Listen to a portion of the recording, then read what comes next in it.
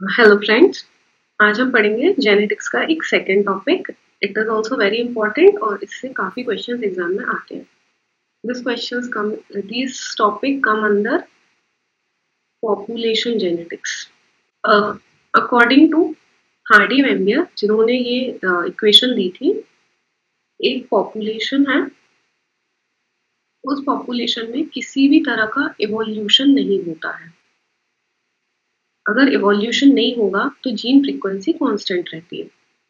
अब हमने एक इक्वेशन पढ़ी थी बचपन में, याद होगा अगर, p प्लस क्यू का whole square is equals to p square plus q square plus 2pq। ये इक्वेशन दी थी हार्डी वेम्बियर ने। यहाँ पे p and q are frequency of two alleles. Let suppose alleles as capital A and small a। Alleles क्या होते हैं? Alleles are the carrier of genetic information. मतलब chromosome के ऊपर एलील प्रेजेंट होते हैं, एलील के पास इंफॉर्मेशन रहती है। जैसे मेंडेलियन क्रॉस में अपन ने टी लिया था, स्मॉल टी लिया था, तो small T and capital T are alleles which code for height of plant. यहाँ पे हमने एलील्स लिए हैं capital A small A. Now अब हम यहाँ पे कुछ कंसीडरेशन करेंगे, जैसे डोमिनेंट एलील अपन कंसीडर करते हैं ए, रेसेसिव स्मॉल ए। एलील जो है वो डिप्लॉयड में कॉम्बिनेशन में होता है, जैसे capital A small A, capital A and small A. ये हैप्लॉइड है, सिंगल ए एंड ए। मतलब ये सिर्फ एक क्रोमोसोम के ऊपर प्रेजेंट है, लाइक दिस। और डिप्लॉयड ऑर्गेनिज्म में टू सेट ऑफ क्रोमोसोम्स रहते हैं, one from father and one from mother. तो जो पॉसिबल कॉम्बिनेशन है इन एलील्स के, वो हमारे पास ये है। Okay, now how these alleles are related to the frequency. अगर हमारा होमोजाइगस डोमिनेंट एलील है कैपिटल, इसकी फ्रीक्वेंसी होती है p स्क्वायर। होमोजाइगस रेसेसिव की फ्रीक्वेंसी होती है q स्क्वायर। और हेट्रोजाइगस यानी कैपिटल ए स्मॉल ए, इसकी फ्रीक्वेंसी होती है 2pq। हमने क्रॉस में देखा है, जैसे this is capital A small A, capital A small A, इसके बीच में क्रॉस करेंगे, capital A small A, capital A small A, small A. तो ये दो में होते हैं, हेट्रोजाइगस 2 होते हैं नंबर में। तो in this way A gene की जो फ्रीक्वेंसी है वो है p, स्मॉल ए जीन की फ्रीक्वेंसी है q, हेट्रोजाइगस की फ्रीक्वेंसी है 2pq। अभी अगर कंफ्यूजन हो रही है तो अपन न्यूमेरिकल करते हैं, फिर ये कंफ्यूजन सॉल्व हो जाएगी। नाउ ये है हमारा एक chromosome, this is another chromosome. Now ये एलील है कैपिटल ए, ये एलील है स्मॉल ए। अगर इसमें क्रॉसिंग ओवर नहीं होती है तो कॉम्बिनेशंस क्या क्या होंगे? कैपिटल स्मॉल ए। पर अगर क्रॉसिंग ओवर हो गई तो हमारे पास कॉम्बिनेशंस आ सकते हैं कैपिटल ए स्मॉल ए। मतलब इतना पार्ट अगर चेंज हो गया, यहाँ पर लिंकेज नहीं है, linkage is not present, these genes are independently assorted. मतलब ये जीन नेक्स्ट जनरेशन में जाएगा या नहीं जाएगा, ये इस जीन पर डिपेंड नहीं करता है। It is law of independent assortment. Now अब एक एग्जांपल से समझते हैं। एक जीन है ए जीन, इसकी फ्रीक्वेंसी है लेट्स से 0.4। दूसरा जीन है स्मॉल ए, इसकी फ्रीक्वेंसी है 0.6। Okay, one more thing, p plus q is always equal to 1। तो p square plus q square plus 2pq will also be equal to 1 because p plus q का whole square means 1 square, that is 1। तो अगर एक की भी frequency given है, जैसे 4 given है, 0.4 गिवन है, तो सेकेंड की फ्रीक्वेंसी क्या होगी? 1 माइनस 0.4, दैट इज 0.6। अब हमें इस क्वेश्चन में बताना है होमोजाइगस डोमिनेंट.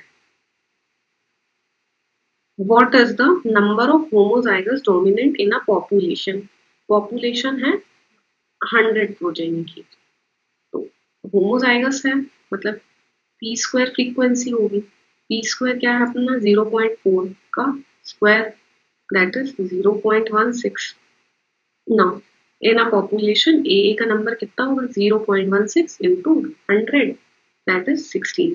अगर हमें फाइंड आउट करना है कि what are the number of individual, number of individual with any type of combination, तो हम लेंगे उनकी frequency into total number of individual in population. Okay, now 100 number है population का. कैपिटल ए का नंबर आता है 16. स्मॉल ए का नंबर क्या होगा? स्मॉल ए की फ्रीक्वेंसी क्यू स्क्वायर क्या होता है 0.6 का whole square, that is equal to 0.36. Number of individual क्या होंगे 0.36 into 100, that is equal to 36. अगर हमको हेट्रोजाइगस का पूछा होता तो कैसे आएगा 2pq से. 2pq 2 इंटू 0.16 0.6 इंटू 0.4 और इसको मल्टीप्लाई करेंगे 100 से, number of individuals will be 48. अब जो कॉम्बिनेशंस हैं P Q P square Q square 2pq, अगर आप इसे याद कर लेते हैं तो आपका ज्यादा बेनिफिट रहेगा. लेट सपोज पी की फ्रीक्वेंसी है 0.1 तो क्यू की क्या होगी 0.9, पी स्क्वायर क्या होगा 0.01, क्यू स्क्वायर क्या होगा 0.81. 2pq की वैल्यू है 0.18, p की वैल्यू है 0.2 तो it will be 0.8, 0. p square 0.4, 0.64 and the number will be 0.32. इसको हम सारे कॉम्बिनेशंस में एक बार सॉल्व कर लेंगे. 0.6, 0.5 एंड 0.5. तो अब इनमें से कोई भी डेटा गिवन है, क्यू स्क्वायर की फ्रीक्वेंसी गिवन है, पी की फ्रीक्वेंसी गिवन है, 2pq का नंबर गिवन है, तो हम फाइंड कर सकते हैं. मोस्ट फ्रीक्वेंटली ये कॉम्बिनेशन एग्जाम्स में आता है 0.4 and 0.6. Now we'll solve the question. In a population, 1% people are heterozygous recessive. Heterozygous recessive means AA. इसका परसेंटेज क्या है 0.1. 0.1 means 1 upon 100. Sorry, 1% means 1 upon 100, that is 0.01. और ये हमारा क्या है p square. Now the percentage of people with heterozygous genotype. Heterozygous मतलब इस जीनोटाइप में कितना परसेंटेज है ये हमें फाइंड आउट करना है. कैसे फाइंड करेंगे? पी आ गया, पी की वैल्यू क्या होगी 0.1 होगी. ये मतलब 0.01 का अंडर रूट करेंगे तो we get the value of P. Q की वैल्यू क्या होगी 0.9 होगी. हेट्रोजाइगस क्या होता है 2pq, that is 2 into 0.1 into 0.9 which comes out to be 0.18. अब हमें परसेंटेज चाहिए तो 0.18 into 100 करेंगे, that is 18. 18% will be the right answer. ये क्वेश्चंस इजी हैं, बस हमारी प्रैक्टिस होनी चाहिए. Now in a population frequency of LE is 10%. एक कोई फ्रीक्वेंसी है वो है 10%. 10% मीन्स 0.1. और हेट्रोजाइगस जीनोटाइप की फ्रीक्वेंसी पूछी है. हेट्रोजाइगस जीनोटाइप मीन्स AA की फ्रीक्वेंसी क्या है. As it is last question जैसा है, इसका आंसर आप बता सकते हैं क्या आएगा. ये 2003 में गेट में आया. Now see, this is the next question of same population genetics. अब आप सोचिए इतने इजी क्वेश्चन भी एग्जाम में आते हैं. ये गेट का ही क्वेश्चन है PYQs में से. Which of the following equation can be used to determine genotype frequency? This is the right answer. Next question. A population of snakes is isolated in Hardy-Wambier's equilibrium for gene with only two alleles. If allelic frequency of gene A is 0.6, then the genetic frequency of AA is equals to question mark. अब देखिए A की frequency मतलब P की value है 0.6, Q की value क्या होगी 0.4, since P plus Q is equals to 1 होता है, तो AA जो है हमारे इक्वेशन में आता है 2PQ पर, इसकी फ्रीक्वेंसी होगी 2 इंटू 0.6 इंटू 0.4, आंसर इज 0.4। हमको यही आंसर लिखना है यहाँ पे 0.48। सिंस ये न्यूमेरिकल वाला क्वेश्चन है, इसमें नो नेगेटिव मार्किंग है। अगर आपका आंसर रॉन्ग भी हो गया तो आपकी नेगेटिव मार्किंग नहीं होगी, करेक्ट है तो +1 मार्क्स तो मिलेगी। In this session, I am trying to cover numerical portion. Zoology में न्यूमेरिकल्स आते हैं, बहुत सिंपल रहते हैं, 1 और 2 मार्क्स में रहते हैं और जनरली उनमें नेगेटिव मार्किंग नहीं रहती है।